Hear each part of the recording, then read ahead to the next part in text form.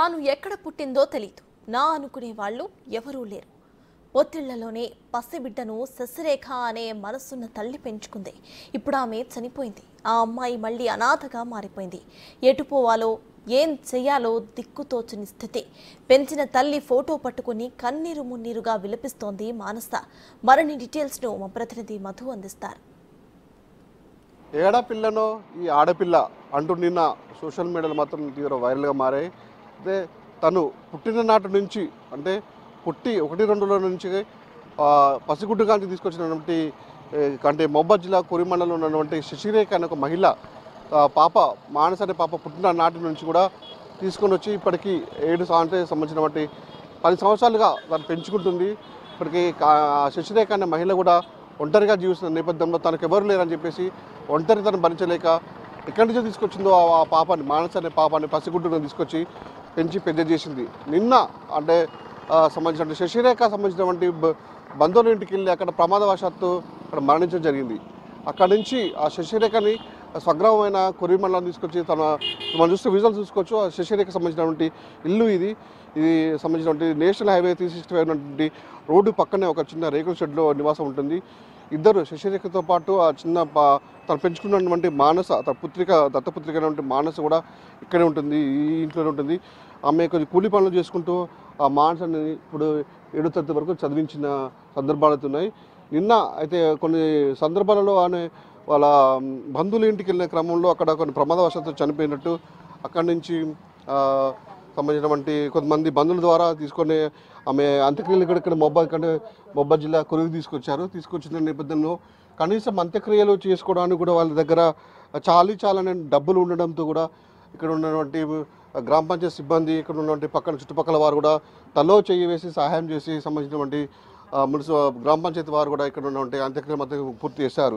ఇదంతా ఒక ఎత్తు అయితే మొత్తానికి ఇదంతా ఒక ఎత్తు అయితే మరి ఇప్పుడు ఉన్నటువంటి ఈ మానస ఎవరైతే ఉన్నారో ఈ మానస పరిస్థితి ఏంటి, మానస ఒంటరిగా ఎలా భరిస్తుంది, ఒంటరిగా ఎలా ఉంటుంది, ఈ ప్రపంచంలో మానస ఒంటరితనం భరిస్తుందా అనేక ప్రశ్నలు మాత్రం ఇప్పుడు ఉత్పన్నమవుతున్నాయి.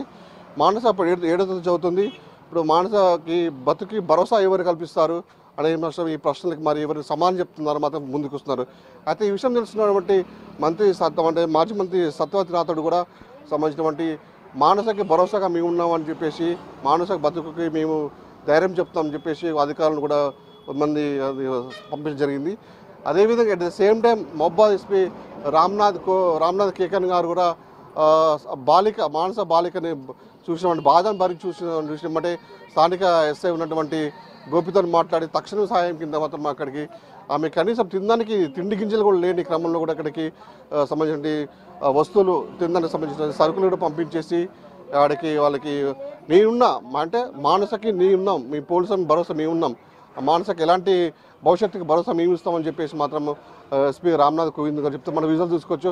కన్నతల్లి ఫోటో పట్టుకొని మాత్రం ఆ చిన్నారి ఎయిడ్స్ దృశ్యాలు మాత్రం అందరినీ కలిసివేస్తున్నాయి. ప్రతి ఒక్కరు కూడా ఇక్కడికి వచ్చి అంటే కొరివికి సంబంధించినటువంటి బంధువులైనా తనతో ఎలాంటి సంబంధం లేని వ్యక్తులు కూడా వచ్చి ఇక్కడ కూడా కన్నీరు కార్చున్న దృశ్యాలు మాత్రం అందరినీ కలిసివేస్తున్నాయి అని చెప్పొచ్చు. ఎందుకు మరి ఆ చిన్నారికి ఇంత బాధ వేదన కలిగించింది ఆ దేవుడు అని చెప్తున్నారు. ప్రతి ఒక్కరు కన్నీరు చూడండి, విజువల్ చూసుకోవచ్చు. ఆ చిన్నారి అంటే తన కన్న తల్లి ఎవరో తెలియదు, తను ఎక్కడ పెరిగిందో తెలియదు, ఎలా పుట్టిందో కూడా తెలియదు, కానీ నాకు తీసుకొచ్చి నాకు మరో జన్మనిచ్చింది మా శశిరేఖ తల్లి అని చెప్పేసి ఆ ఫోటో పట్టుకొని ఇక్కడ కన్నీరు కార్చున్న దృశ్యాలు అందరినీ మాత్రం కలిసివేస్తున్న పరిస్థితి ఉంది. చూడొచ్చు, మన ఇంట్లో కూడా చూడొచ్చు. ఈ ఇల్లు అంతా రేకుల షెడ్ లాగా ఉంది. కనీసం గాలి దుమారం వస్తే కూడా రేకుల షెడ్ లేచిపోతుంది, కానీ కనీసం ఎలాంటి పరిస్థితి లేదు. అన్ని కింద మొత్తం ఇక్కడికి పాములు తేళ్లు కూడా వస్తుందనే నేపథ్యంలో ఈ ఒంటరిగా ఉన్నట్టు చిన్నారి ఈ ఇంట్లో ఎలా ఉంటుంది అన్ని కూడా చాలా ప్రశ్నలు, ఈ మానస సంబంధించిన చాలా ప్రశ్నలు మాత్రం బతుకు మొత్తం ఎవరో భరోసా ఇస్తారు మొత్తం ఒక ప్రశ్నార్థంగా మారింది.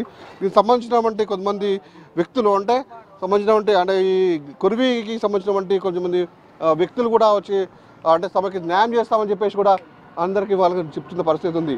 అయితే ప్రస్తుతం నిన్న మానస ఈ విధంగా జరిగింది. మానస దీన కాదని మాత్రం అంటే సీనియర్ జర్నలిస్ట్ మహబూబాబాద్ చెందిన ఒక సీనియర్ జర్నలిస్టు చిత్తూరు శ్రీని కూడా ఈ విషయాన్ని మొత్తము అంటే బయట ప్రపంచానికి తెలియజేశారు. దీంతో అధికారులు అప్రమత్తమై కూడా చిన్నారి మానసకి భరోసా ఇస్తామని చెప్పేసి ముందుకు వస్తారు. ప్రస్తుతానికి చిత్తూరు సీనియర్ మనతో ఉన్న వాళ్ళు మాట అడిగి తెలుసు. అంటే మీరు చెప్పండి, నిన్న మీరు ఈ పోస్ట్ కొన్ని కథనాలు ఇట్లా బయట ప్రపంచం జీవించారు, చాలామంది స్పందిస్తారు. అసలు ఏ విధంగా అనిపిస్తుంది మానస పరిస్థితి ఇప్పుడు ఏ విధంగా ఉండబోతుంది? ప్రధానంగా ఒక అనాథగా ఆమె కూడా ఒంటరిగా ఉండడం ఎందుకని ఒక అమ్మాయిని తీసుకొచ్చి పెంచుకోవడం జరిగింది. ఒక మంచి ఉద్దేశంతో అమ్మాయిని పెంచుకున్నప్పటికీ ఆకస్మికంగా మృత్యు కాటేయడం, ఆమె మరణించడంతో ఇప్పుడు